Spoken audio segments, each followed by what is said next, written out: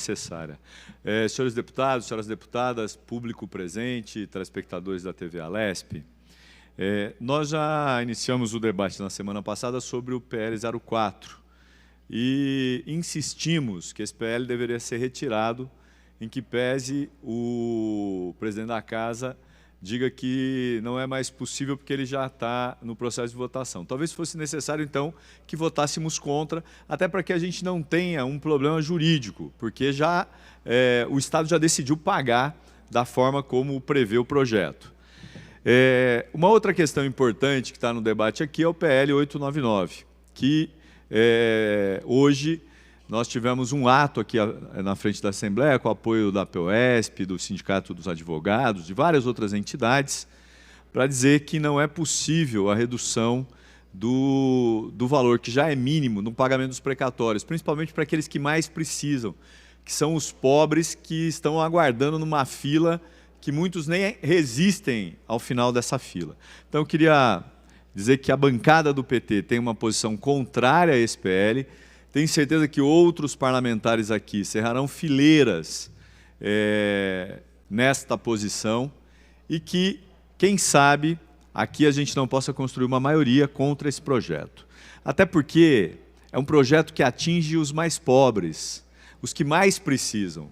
No momento em que o Brasil passa por uma dificuldade enorme, com desemprego, com cortes nos programas sociais, então nós não podemos deixar que haja mais um retrocesso. Qual é o argumento do governador e do seu secretário de Planejamento, Henrique Meirelles? O orçamento do governo está com problema. Eu queria dizer que o governo, no que diz respeito aos tributos estaduais, vai muito bem, obrigado.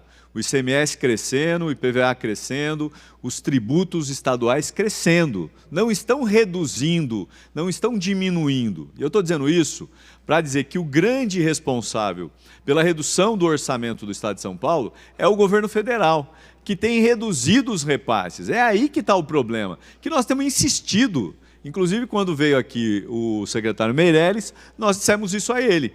É inadmissível que o governador, por conta de uma disputa antecipada, comece a ser retalhado com um corte de repasses. E repasse em investimento, que é pior.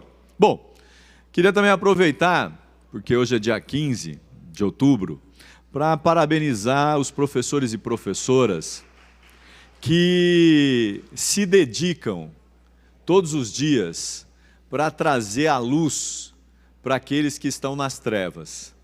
Eu acho que esse simbolismo, essa metáfora é a melhor nesse momento, porque infelizmente, uma parcela pequena da sociedade, ela vive nas trevas. Eu já usei o mito da caverna aqui, vou usar de novo, professora Bebel. As pessoas estão morando numa caverna de costas para a saída e achando que aquele é o mundo real. Quando um sai da caverna e volta para dizer que o mundo real não são as trevas, não são as sombras, não são os sussurros lá de fora, ele é considerado louco. Nós estamos vivendo mais ou menos isso. Tem uma parte da sociedade brasileira que resolveu entrar na caverna e dizer que a realidade é aquela das sombras, o que não é verdade. Nós temos que colocar luz nesse debate, temos que tirar o pessoal da caverna. Nós temos que dizer que os professores precisam ser valorizados, não no dia 15, mas no dia em que eles recebem o seu olerite. Não no dia 15, mas todos os dias que o professor entra numa sala de aula para ajudar o aluno e ser ajudado no processo de formação e de educação. Porque eu só concebo a educação como um processo coletivo. Eu posso saber um pouco, mas eu não sei tudo. Eu acho que é esse o grande desafio dos professores. É mostrar que uma parte também sabe. E quando a gente começa a respeitar a parte que também sabe, a educação passa a ser uma educação inclusiva, uma educação conjunta. É isso que a gente está precisando.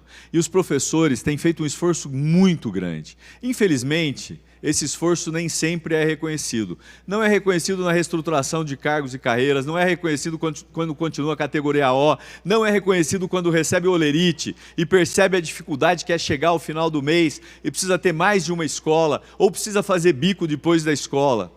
É essa a situação dos professores do Estado de São Paulo. É essa a situação que nós precisamos combater. Como precisamos combater outras situações de salários baixos na polícia, na saúde. Mas quando a gente fala de educação, a gente fala daqueles que têm um olhar diferenciado para o outro, para o que precisa sair das trevas, que precisa dar um passo para poder entender o mundo, precisa ler o mundo. É esse o grande desafio, é ensinar e aprender a ler o mundo. Porque quando a gente fizer isso, vai ficar mais fácil, inclusive, entender todo o debate de costumes, o debate ideológico, o debate que não leva a lugar nenhum, exceto ao conflito, ao estado belicoso, que, aliás, parece que é isso que o governo do presidente Bolsonaro tem feito ao longo desses quase 10 meses. E é interessante, porque quando ele não tem um inimigo externo, ele constrói um inimigo interno, né? Hoje, o inimigo interno é o Bivar, presidente do partido do Bolsonaro, né? Então, ele arrumou mais um inimigo para fazer esse debate. É impressionante, nós estamos vivendo há quase 10 meses de conflito permanente, de uma guerra incessante. Enquanto isso, a gente tem 11 milhões de desempregados no Brasil, a gente tem 3,3 milhões de desempregados no estado de São Paulo, e a gente tem uma briga que não interessa aos pobres, que não interessa aos trabalhadores, que não interessa a quem precisa ter dignidade. É esse o grande desafio que está colocado. E cada um de nós tem uma tarefa, os professores, aqueles que lutam por justiça, que lutam por igualdade, que quer fazer parte dessa sociedade. Nós precisamos deixar claro todos os dias, nós não podemos tolerar essa situação. E nós não podemos permitir a intolerância. Nós vivemos num país em que a igualdade deveria ser o princípio do debate político. Enquanto isso não ocorre, a gente continua aqui acompanhando projetos que querem reduzir os precatórios para os que mais precisam. A gente continua tendo projetos que propõem extinguir empresas que poderiam contribuir com o desenvolvimento. Nós não podemos fechar os olhos para essa situação. Infelizmente, a Assembleia constituiu uma maioria pró-governador Dória, que tem aprovado quase que todos, se não todos, os seus projetos. E tem uma batelada de projetos ainda para serem votados. Extinção, fusão ou a venda da FURP, do Oncocentro, da SUSEM. E pior, ainda teremos aqui o debate sobre a reforma da Previdência no Estado, mais uma reforma. E que com certeza, de novo, vai retirar direitos dos que mais precisam. É sobre isso que nós temos que nos debruçar, é sobre esse debate que nós temos que olhar. Nós não podemos fugir dele, porque toda vez que a gente fugir desse debate, a gente vai ter aumento de desemprego, redução dos direitos sociais. Nós temos uma situação difícil sendo enfrentada em Brasília com a reforma da Previdência. Daqui a pouco nós vamos discutir a reforma tributária. Alguns municípios já perceberam que a reforma tributária vai retirar recursos dos municípios. São Paulo é um deles. Essa reforma pode ser mais uma reforma contra os que mais precisam. Então nós não podemos permitir isso.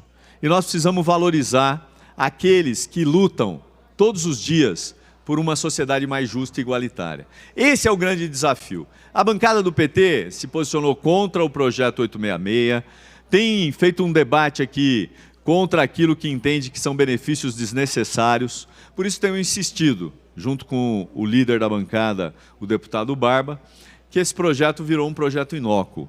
Ou o governador explica por que ele mantém o projeto aqui na pauta, já que os auditores estão ganhando com um cálculo mensal, ou nós vamos ter que continuar rejeitando o projeto todas as vezes em que ele entrar em votação. Mas está na hora da gente superar isso, porque a Assembleia precisa votar outros projetos importantes, projetos que pudessem ajudar o desenvolvimento das regiões, que pudessem gerar emprego e que pudessem melhorar a qualidade de vidas, principalmente dos que trabalham no Estado e que recebem um salário de miséria. Por isso eu quero deixar aqui um abraço carinhoso em cada educador e educadora que sabe a importância da sala de aula para educar para mostrar a importância de respeitar as diferenças, de respeitar os desiguais.